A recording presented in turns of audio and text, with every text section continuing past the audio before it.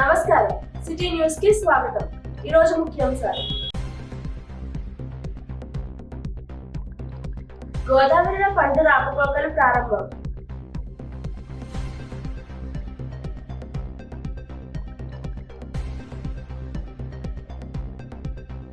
తుఫాన్ బాధితులకు నిత్యావసరాల పంపిణీ.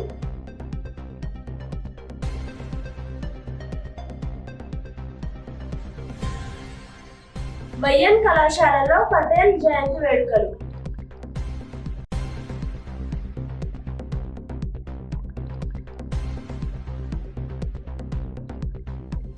సినీ గాయకుడు రాజు కనుమూత.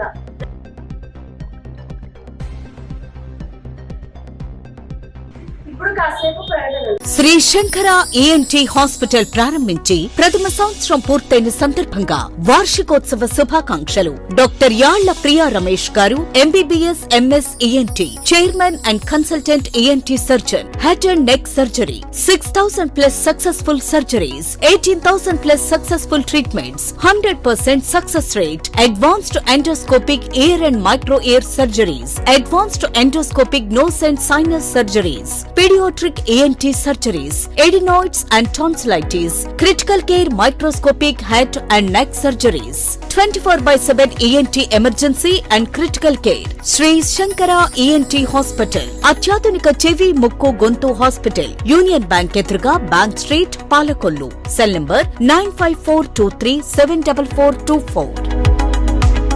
తిరిగి మళ్ళీ వార్తలకు స్వాగతం.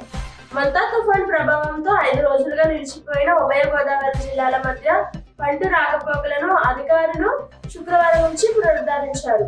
నర్సాపురం మండలం పెదవైనవారిలంక శుక్రవారం మంతా తుఫాన్ బాధితులకు ఎమ్మెల్యే బొమ్మిడి నాయకర్ బియ్యం, నిత్యావసర సరుకులు పంపిణీ చేశారు. కూటమి ప్రభుత్వం ప్రజలకు అండగా నిలుస్తున్నారు. నర్సాపురం శ్రీ వైఎన్ కళాశాలలో ఎన్ఎస్ఎస్ ఆధ్వర్యంలో ఏకాది దివాస్ సందర్భంగా సర్దార్ వల్లభాయ్ పటేల్ 150వ జయంతి వేడుకలను శుక్రవారం ఘనంగా నిర్వహించారు. నర్సాపురం మండలం చిత్తవారానికి చెందిన ప్రముఖ సినీ గాయకుడు గోగులమండ రాజు శుక్రవారం తెల్లవారుజామున హైదరాబాద్ లో గుండెపోటుతో మరణించారు.